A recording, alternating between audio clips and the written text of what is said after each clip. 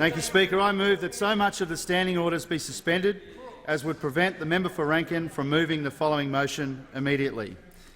That the House, 1, notes that yesterday it was revealed the Finance Minister received free flights to Singapore from Helloworld, which he booked by calling the CEO of this ASX-listed company directly, just before it was awarded a multi-million-dollar whole-of-government contract by the Minister's own department. B, today it's been reported that US Ambassador Joe Hockey, who has $1 million shareholding in Helloworld, helped a Helloworld subsidiary lobby for the Embassy's travel contract. C, the CEO of Helloworld and one of its largest shareholders, Andrew Burns, is a Liberal Party heavyweight and current Liberal Party treasurer with connections to a number of Liberal Party politicians.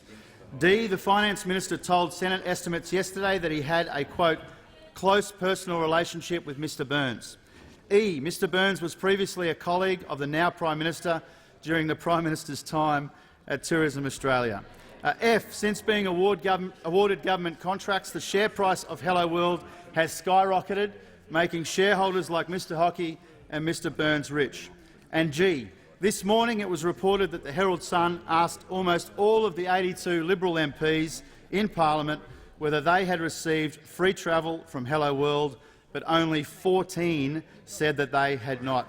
And 2, therefore, calls on the Prime Minister to investigate and report to the House how far this Helloworld scandal reaches into his government. Mr Speaker, these are very serious issues that we are raising in the parliament.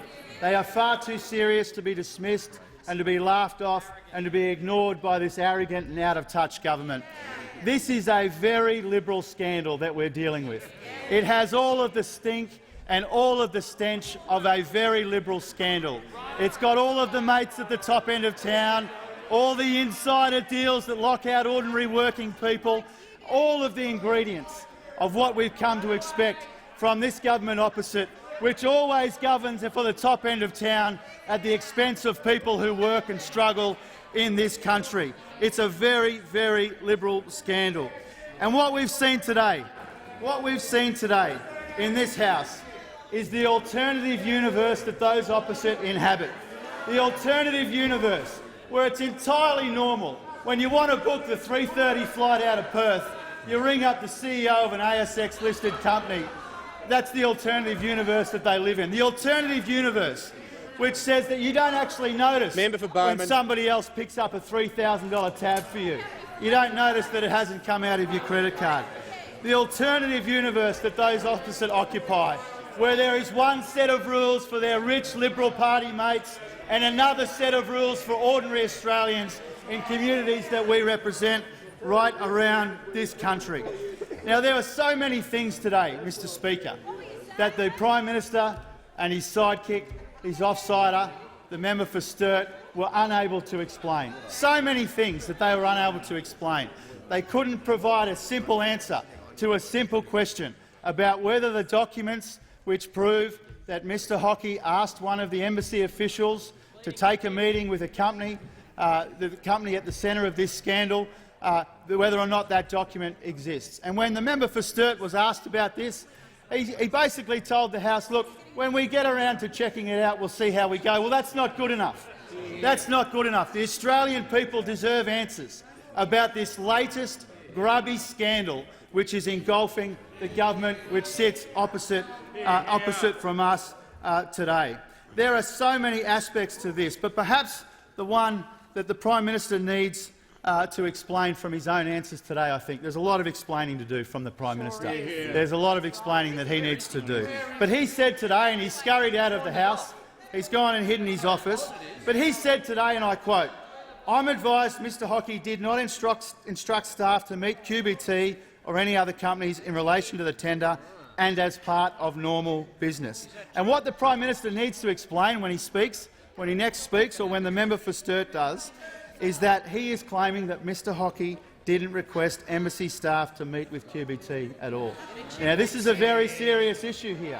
This is a very serious issue. The Prime Minister is denying something of which there are reports of documents which exist from officials in the Department of Foreign Affairs and Trade. That is a very, very serious matter, Mr Speaker, and that's why we need to suspend standing orders to get to the bottom of these very, very important issues. Now, everybody in this House and everybody who has followed this scandal knows where it began. It began with the Minister for Finance booking the 3:30 out of Perth or whatever it was by ringing the CEO of a company, not understanding when a $3,000 bill was paid by someone else, despite the fact that those opposite, they're all chasing people on government payments, aren't they? They all notice. They notice when every cent that goes into a recipient's account, don't they? But $3,000 doesn't come out of the Finance Minister's account, and that's no big deal.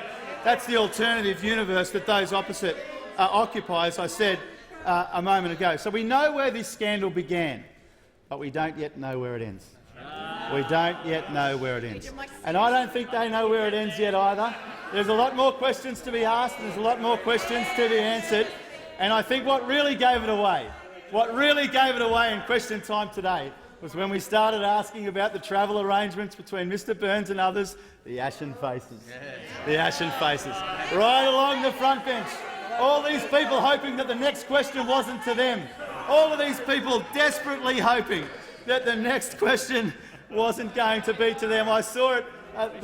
The member for Flinders, I thought, was particularly revealing. I'd love to know more about that. But we'll get to all of that. We'll get to all of that, Deputy Speaker, in due course. We will get to all of those questions. Now, those opposite have started talking a lot about a chum bucket, haven't they? They've started talking a lot about a chum bucket. And what this scandal, which I'm going to call Chumgate, because Chumgate involves so many Liberal Party chums, doesn't it? So many Liberal Party chums are involved in Chumgate, right up and down the front bench and beyond, all the way up into the cheap seats. There's a lot of chums involved in this scandal. And we're going to get to the bottom of Chumgate, aren't we? We're going to get to the bottom of this scandal, because the only difference between a chum bucket and the Liberal Party is the bucket itself. There's a lot of chums involved in this scandal. And time won't permit me, Deputy Speaker, going to all the other reasons why this is important, but just think about it for a moment. Even in the last few months, when we're talking about the awarding of big government contracts, they just can't help themselves, can they? No. $500 million to the Great Barrier Reef Foundation that they didn't ask for, $500 million to the Paladin Group, which is registered to a beach shack on Kangaroo Island or some such. They just can't help themselves. They can't get it right, and yet they want us to trust them to make a good decision on offshore visa processing. And when the Prime Minister's own friend is intimately involved in one of the bids, we know how this movie ends, don't we? We know how they work on that. We know how they roll on that side of the house, don't we, when it comes to the awarding of big government contracts, and the Australian people are very worried about it. Now, while all this is going on, while this Liberal government goes out of their way to look after their mates at the top end of town, the Australian people just don't get a look in. They don't get a look in. And just today, as the Shadow Treasurer and others, the Shadow Employment Minister, have talked about, no doubt, we've got a wages figure out today, 0.5%, annual 2.3%. We've got in this country historically low wages growth. We've got stagnant wages. People aren't getting a look in. They aren't getting rewarded for their work. We've got stagnant wages. We've got all kinds of things. Everything's going up except for wages. We've got childcare costs up, power bills up, private health care costs up. People are underemployed. People are insecure at work. And those opposites spend all their time working out how they can work the angle, little insider deals for their rich Liberal Party mates, and doesn't that just say everything about those opposite? If only those opposites spent as much time caring about insecure work or stagnant wages as they spend trying to do insider deals for rich Liberal Party mates, the whole country would be better off. The whole country would be better off. And that's what this is about. That's what this is about at the end of the day. This is a government which is so horrendously out of touch. Their priorities are so warped that when we get a wages number like we did today and we have been getting for some months, when we get all the things about insecure work and underemployment, falling consumer confidence, bad business conditions, all of these things that really matter in the Australian economy, what are they up to? What are they up to?